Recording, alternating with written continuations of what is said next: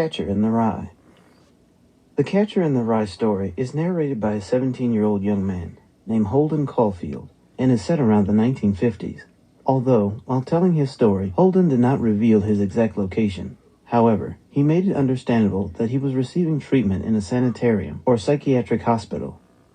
The happenings he speaks of in his book happen in a few days between the previous end of school term and Christmas. The basis for his narrative is this event. Naturally, he initially digresses to speak of his DB, his older brother, who at a point was a poor, short story writer, but currently a scriptwriter in Hollywood. The story is a relocation of events built through Holden's memory. Holden's story started at Pensy Prep, an exclusive private school in Pennsylvania, where he is an immature and irresponsible student. Pensy Prep happens to be Holden's fourth school, after failing out of 3 previously. Now at Pensy, he is facing expulsion as a result of failing 4 of his 5 classes also. He isn't expected back home at Manhattan before the Wednesday after Christmas break. He goes to the home of Mr. Spencer, his history teacher, to bid goodbye. Spencer, quite aged, is a kind but prolix old man, and Holden happily escapes to the peace of an almost empty dormitory. Before Holden's departure, Mr. Spencer counsels him that it is important he realize that life is a game, and one should play it according to the rules. However, 16-year-old Holden, who has been dropped from 4 private schools, didn't take Spencer's advice serious. While reading after getting back to his dormitory, he initially gets disturbed by Ackley, an obnoxious and unhygienic dorm neighbor with a terrible complexion. Holden later enters an argument with his roommate, Ward Stradlater, who didn't appreciate a composition Holden has written for him about his brother.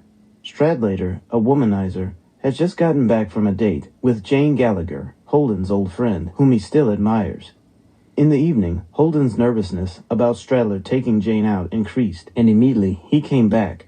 Holden insistently asked him if he tried having sex with Jane. With rage, Holden attacks Stradlater, who was teasing him, and Stradlater, successful, overpowers him. Holden decides he has endured enough, and decides to travel to Manhattan 3 days earlier than he is supposed, then stay in a hotel without letting his parents know he is back.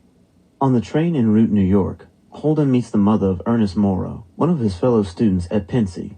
Although he believes this student is a total brat, Holden, who claims to be Rudolph Schmidt, the name of the Pensy janitor, lies about the student being a well-respected and cool person at school. On his arrival at Penn Station, he is confused about who to call when he enters the phone booth. He decides not to call anybody after thinking it over. He gets in a cab and asks a rather annoying question to the driver, who didn't fail to show it about the destination of the Ducks in Central Park during periods of freezing of the lagoon. He asks the driver to drop him at the Edmond Hotel, where he gets a room. Holden has a view of the things going on in the rooms located in the opposite wing from his room. He sees a certain man wearing high heels, a corset, an evening gown, a bra, and stockings. He likewise sees a couple laughing hysterically and spitting a mouthful of their drinks into the face of each other in turns. To him, this is a sexual play by the couples, and this gets him aroused. After he smokes some cigarettes, he makes a call to a woman he has never met, Faith Cavendish. He actually got her number while at Princeton from a friend. He thinks he can recollect the woman be called a stripper and believe he can convince her to have sex with him. He makes the call, though she gets angry for being called by a stranger at that time of the night. She later makes a suggestion about them meeting the following day. He doesn't have the luxury of time and ends up dropping the call without scheduling any meeting. Holden leaves his room for downstairs and gets seated at a table. However, the waiter, on realizing he is still a minor, decides not to serve him.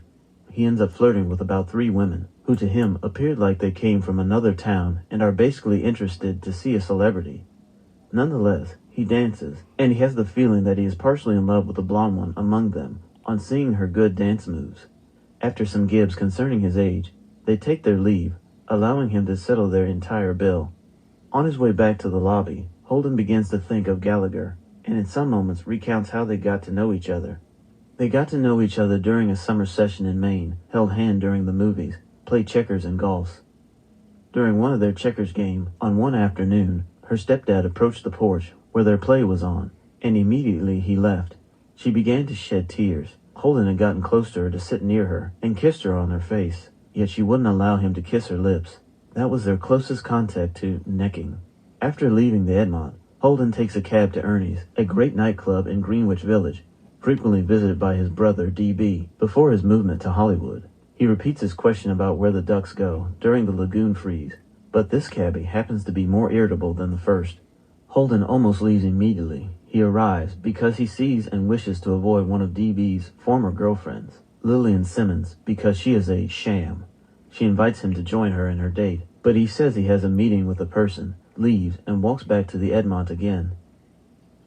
Holden agrees to Maurice, Edmont's elevator operator, offered to direct a prostitute to his room for $5. Soon, a young lady who says her name is Sunny came around. She takes off her clothes, but Holden began to feel unusual and tries to talk with her. He lied that he just recovered from a spinal operation and is yet to recover properly to allow him to have sex with her. Nevertheless, he agrees to pay the fee. She talks flirty to him while sitting on his lap, but he insists on giving her $5 for her to leave. Maurice accompanies Sunny back to ask Holden to pay extra $5. When he didn't agree to pay, he got punched from Maurice in the stomach, which takes him to the floor, while Sunny removes $5 out of his wallet. Holden imagines shooting Maurice and even jumping from the window to commit suicide. He goes to bed after this. After waking up on Sunday at 10 o'clock, Holden calls Sally Hayes, a former girlfriend he dated some time ago. They schedule to meet at a matinee showing of a Broadway play. He goes down to eat at a sandwich bar, where he engaged in a discussion concerning Romeo and Juliet with two nuns. He hands $10 to the nuns. He called Jan Gallagher. However, her mother picked the call, and he ended it. He goes to Central Park with a cab to find his younger sister, Phoebe, but couldn't find her. He comes across one of his sister's schoolmate and helped her tighten her skate, and then she tells Holden his sister might be inside the Museum of Natural History.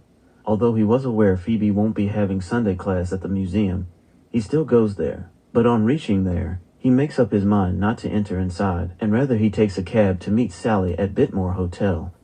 Holden gets angry that Sally speaks with a boy she knows from Andover later during their play. They visit Radio City to ice skate at Sally's suggestion. Holden tries to make Sally know why he is sad at school, and basically urges her to elope with him to Vermont or Massachusetts and live in a cabin. Holden tagged her royal pain in the ass after refusing his offer and laughs at Sally when she angrily reacts. She leaves and refuses to hear his apologies. After the date, Holden calls Jane once more, but no reply.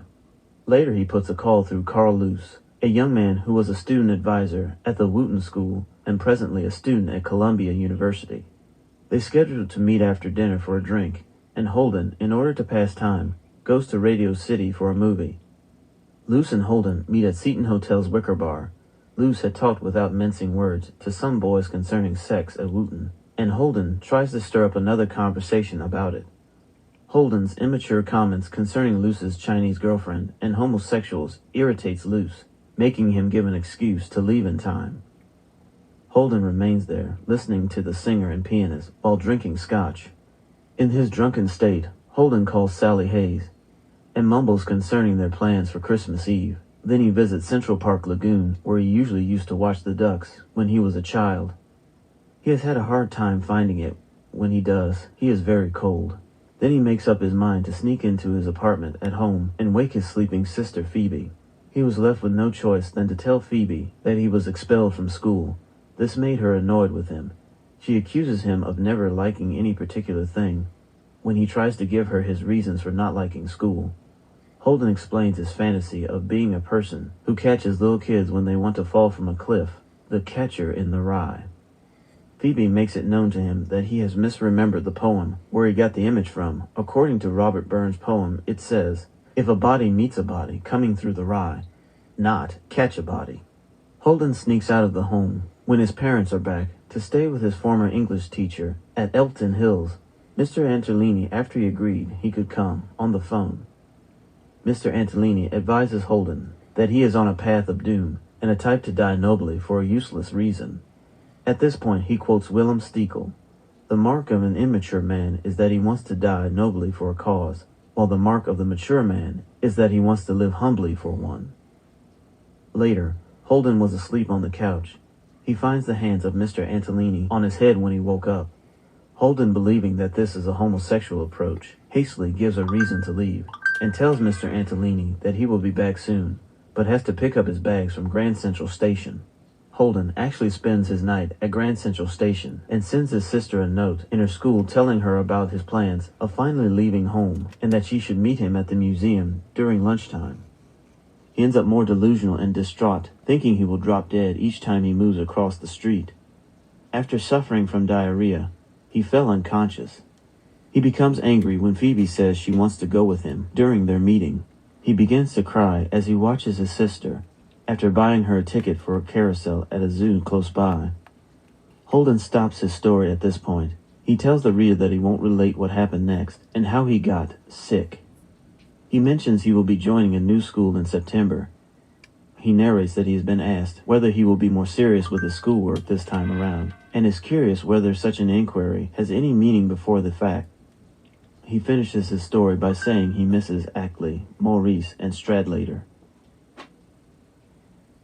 This has been Summary of The Catcher in the Rye Study Guide, written by Reading Hacker, narrated by Eddie Leonard Jr., copyright 2016 to 2022, by Ayala Media, production copyright 2016, by Ayala Media. Audible hopes you have enjoyed this program.